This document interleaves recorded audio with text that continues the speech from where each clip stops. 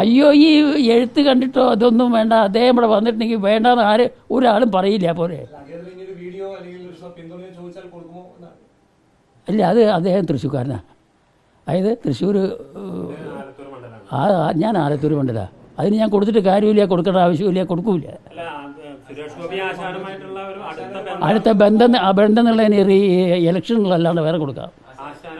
അതെ, അതെ തന്നെ. ഞങ്ങൾ തമ്മിൽ വളരെ ബന്ധമുണ്ട്, സ്നേഹബന്ധമുണ്ട്. ഞങ്ങൾ തമ്മിൽ കലാകാരന്മാരാണ്. അദ്ദേഹത്തിൻ്റെ വേഷം അദ്ദേഹത്തിൻ്റെ വേഷമല്ലാന്നേ, സിനിമ ഞാൻ ധാരാളം കാണുന്ന ആളാണ്. ആയിരുന്നു, ഇനിയും ഇപ്പോഴും ഉണ്ടെങ്കിൽ കാണാറുമുണ്ട്.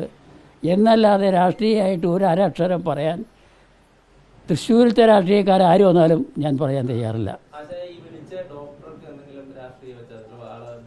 അതെന്നെ അദ്ദേഹത്തിനോട് തന്നെ ചോദിക്കണം കേട്ടോ, എനിക്കറിയില്ല. ബി ജെ പിയുടെ ബന്ധം തിരിച്ചാണല്ലോ, അതല്ലേ സുരേഷ് ഗോപിയുടെ കാര്യം ഇങ്ങനെ പറയാൻ കാരണം.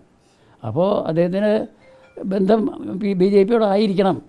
ഏതിലും ആയിക്കോട്ടെ. ഞാൻ ഒന്നാമത് എന്നോട് സ്നേഹമുള്ള ആൾക്കാരായിട്ട് പെരുമാറുമ്പോൾ ഏതാ രാഷ്ട്രീയം ചോദിക്കാറില്ല.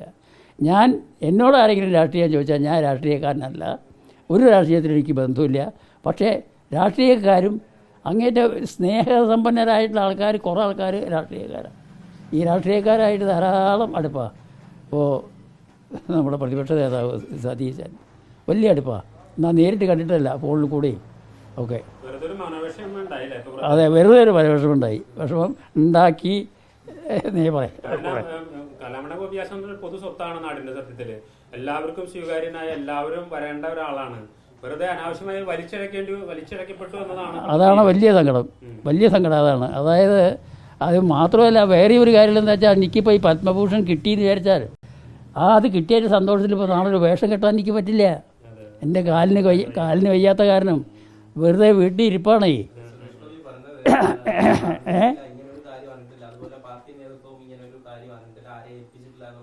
അത് അല്ല, ഏൽപ്പിച്ചിട്ടില്ല. പക്ഷേ അദ്ദേഹത്തിൻ്റെ കഴിവിനെ അനുസരിച്ച് അദ്ദേഹം എന്നെ നേരിട്ട് വിളിച്ച് ചോദിക്കാമായിരുന്നു. അതായത് ഇങ്ങനെ ആരെങ്കിലും പറഞ്ഞു എന്നുള്ളത് കേട്ടു. അത് അങ്ങനെ കേട്ടത് ശരിയാണെങ്കിൽ എനിക്ക് ഇനി എന്താ ഞാൻ വരാൻ പാടുള്ളൂ. അതല്ലാണ്ട് ഇത് പൊതുവെ പറയല്ല വേണ്ടത്. ഞാൻ വീട്ടിൽ പോയി കഴിഞ്ഞാൽ അദ്ദേഹത്തിനെ ഒരു മുണ്ട് പുതപ്പിച്ച് കഴിഞ്ഞാൽ അത് വേണ്ടാന്ന് പറഞ്ഞാൽ ഞാനത് ഗുരുവായൂരപ്പൻ്റെ നടക്കി തള്ളും എന്നുള്ള വാക്ക് ഉപയോഗിച്ചത് അദ്ദേഹത്തിൻ്റെ സ്റ്റാറ്റസിനനുസരിച്ച് തന്നായില്ലേ. അത് എൻ്റെ മനോഭാവം കൂടി അറിഞ്ഞിട്ട് മതിയായിരുന്നു. അതിന് മുന്നും ബന്ധപ്പെട്ടാൽ മതി. ബന്ധപ്പെടുക ഇങ്ങനെ ആൾക്കാർ പറയണു, എന്താണ് അങ്ങയുടെ മനസ്സിൻ്റെ അഭിപ്രായം എന്നൊന്ന് ചോദിച്ചു കഴിഞ്ഞിട്ടുണ്ടെങ്കിൽ കാര്യം കഴിഞ്ഞു.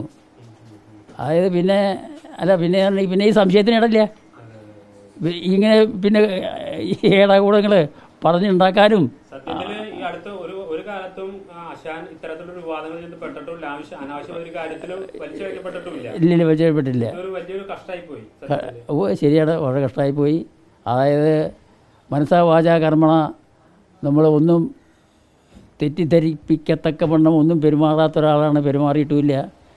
എങ്കിലും വേറൊരു കാര്യമുള്ള എന്താ വെച്ചിട്ടുണ്ടെങ്കിൽ, ഇങ്ങനെ ഓരോന്ന് കേൾക്കുമ്പോൾ ആർക്കായാലും മാനസികമായിട്ട് വിഷമം ഉണ്ടാവുമല്ലോ. ആ മാനസികമായിട്ട് വിഷമം ഉണ്ടായെന്ന് മാത്രമേ ഉള്ളൂ. അതുതന്നെയാണ്, ആ മാനസിക വിഷമമാണ് എൻ്റെ മകനും ഈ വാക്ക് കേട്ടപ്പോഴാണ് വിഷമം ഉണ്ടായത്. അതായത് ഇങ്ങനെ പത്മഭൂഷൺ കിട്ടാൻ വേണ്ടിയിട്ട് എന്നുള്ള വാക്ക്. അതിപ്പോൾ സുരേഷ് ഗോപി ഇതിൽ രാഷ്ട്രീയത്തിൽ ഇറങ്ങുന്നതിന് മുമ്പേ ഞങ്ങൾ ഇവിടെ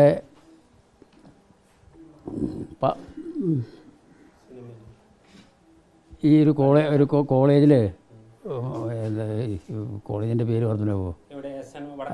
അല്ല, ഇവിടെ അടുത്ത് തന്നെ നമ്മുടെ പാർമേക്കാവിൻ്റെ കോളേജിൽ ഒരു ഫംഗ്ഷന് രണ്ടുപേരും ഉണ്ടായിരുന്നു. അത് കഴിഞ്ഞ് തിരിച്ച് പോരുമ്പോൾ രണ്ടാളും ഒന്നിച്ച് പോരുമ്പോൾ ഞാൻ അന്ന് ഈ സ്നേഹത്തിൻ്റെ പേരിൽ ഞാൻ ചോദിച്ചു, അങ്ങ് ഏതായാലും എനിക്ക് വേണ്ടിയിട്ടൊരു ഉപകാരം ചെയ്യുമോ, പത്മ അവാർഡ് വാങ്ങിച്ചു തരാൻ വേണ്ടിയിട്ടൊന്ന് ശ്രമിക്കുമോ എന്ന് ചോദിച്ചു.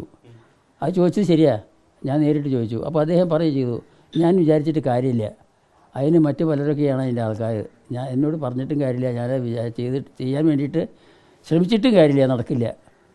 എന്ന് അന്യോന്യം പറഞ്ഞു കഴിഞ്ഞതാണ്. പിന്നെ ഞാൻ അദ്ദേഹത്തിനോട് ഇതിനെ സംബന്ധിച്ച് സംസാരിച്ചിട്ടേ ഇല്ല. പിന്നെ അദ്ദേഹം എന്നോട് ചോദിച്ചിട്ടുമില്ല അങ്ങനെ ഇതിനെ ഇനി ശ്രമിക്കുന്നുണ്ടോ എന്ന് ചോദിച്ചിട്ടുമില്ല കേട്ടോ. ആ വകയൊന്നും അദ്ദേഹം ചോദിച്ചില്ല. പക്ഷേ ഇത് കേട്ട അവസ്ഥയ്ക്ക് അദ്ദേഹം അതാരും ഉപദേശിച്ചു കൊടുത്താലും അദ്ദേഹത്തിന് എന്നെ ഒന്ന് വിളിച്ച് ചോദിക്കാമായിരുന്നു. ആ ഒരു വിഷമം മനസ്സിൽ നല്ലോണം ഉണ്ട്.